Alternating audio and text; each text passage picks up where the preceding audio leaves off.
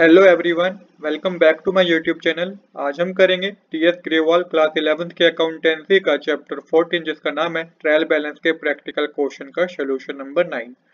Question number 9 मैंने already note कर रखा है। क्वेश्चन नंबर 9 हमें कह रहा है following trial balance is given but it is not correct, prepare correct trial balance.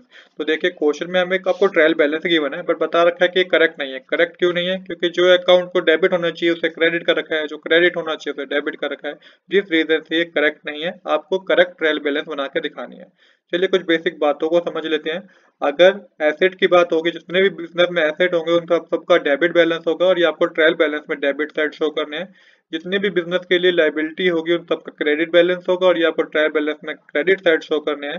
Capital account का हमेशा क्रेडिट बैलेंस होता है, ड्राइंग अकाउंट का हमेशा डेबिट बैलेंस होता है, परचेज अकाउंट का डेबिट बैलेंस होता है, सेल्स अकाउंट का क्रेडिट बैलेंस होता है, परचेज रिटर्न अकाउंट का क्रेडिट बैलेंस होता है और सेल्स रिटर्न अकाउंट का डेबिट बैलेंस होता है। इस बात को आप याद रखिएगा। साथ ही जितने भी बिजनेस के लिए एक्सपेंस और लॉसेस है इन सबका डेबिट बैलेंस होगा और जितने भी बिजनेस के लिए इनकम और प्रॉफिट है इन सबका क्रेडिट बैलेंस होगा। ये कुछ बातें हैं जो आपको पता होनी चाहिए। अब चलिए बिना देरी के शुरू करते हैं अपने आज के सॉल्यूशन को। तो right hand side question note down है, लेफ्ट हैंड साइड हम इसका सॉल्यूशन करेंगे। तो सबसे पहले बिल्डिंग गिवन है, तो बिल्डिंग एक तरीके का एसेट है, तो बिल्डिंग अकाउंट लिख के डेबिट बैलेंस में मेंशन कीजिएगा 3 लाख रुपीज।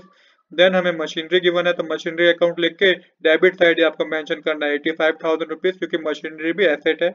इसके बाद हमें गिवन है रिटर्न आउटवर्ड्स। रिटर्न आउटवर्ड्स होता है परचेज रिटर्न, तो परचेज रिटर्न का हमेशा क्रेडिट बैलेंस होता है 13,000 को आप क्रेडिट बैलेंस में मेंशन कीजिएगा। इसके बाद हमें बैड डेट्स गिवन है जो कि बिजनेस के लिए एक तरीके से एक्सपेंस है, उसका डेबिट बैलेंस होता है, तो डेबिट बैलेंस है तो 14,000 रुपीज डेबिट बैलेंस में मेंशन कर दीजिए। इसके बाद हमें कैश अकाउंट गिवन है, ये एक तरीके का एसेट है तो डेबिट बैलेंस होगा, 2,000 को डेबिट साइड मेंशन कर दीजिए। डिस्काउंट रिसीव हुआ है, हमें क्या हुआ, डिस्काउंट रिसीव हुआ है तो आपको क्रेडिट साइड मेंशन करना है ये 15,000 रुपीज। इसके बाद बैंक ओवरड्राफ्ट एक तरीके की लाइबिलिटी है, तो क्रेडिट बैलेंस होता है लाइबिलिटी का, 50,000 रुपीज को क्रेडिट बैलेंस में मेंशन कीजिएगा। देन हमें गिवन है क्रेडिटर। क्रेडिटर एक तरह की लाइबिलिटी है तो इसका भी क्रेडिट बैलेंस होगा 2,50,000 रुपीज। इसके बाद हमें परचेज अकाउंट गिवन है, परचेज अकाउंट का हमेशा डेबिट बैलेंस होता है 5 लाख रुपीज मेंशन कीजिए।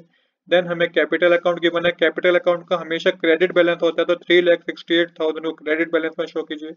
फर्नीचर एक तरीके का एसेट है, एसेट का हमेशा डेबिट बैलेंस होता है तो 28,000 रुपीज को डेबिट बैलेंस में शो करना है आपको। सेल्स अकाउंट का बाय डिफॉल्ट क्रेडिट बैलेंस होता है तो क्रेडिट साइड शो कीजिए 5,20,000। डेटर एक तरीके का एसेट है, एसेट का हमेशा डेबिट बैलेंस होता है तो 3 लाख रुपीज को डेबिट बैलेंस में मेंशन करना है। इंटरेस्ट रिसीव हुआ मतलब कि इनकम है, इनकम का हमेशा क्रेडिट बैलेंस होगा तो 13,000 को क्रेडिट बैलेंस में मेंशन कीजिएगा। अब आपको टोटल करना है, तो टोटल करके डेबिट साइड भी आपका आएगा 12,29,000 और क्रेडिट साइड पे आपका 12,29,000 आएगा। तो इस तरीके से हमारी ट्रायल बैलेंस कंप्लीट हो गई है। तो आज के लिए इतना ही। I hope you like this video. If you like this video please do subscribe this channel. Thanks for watching.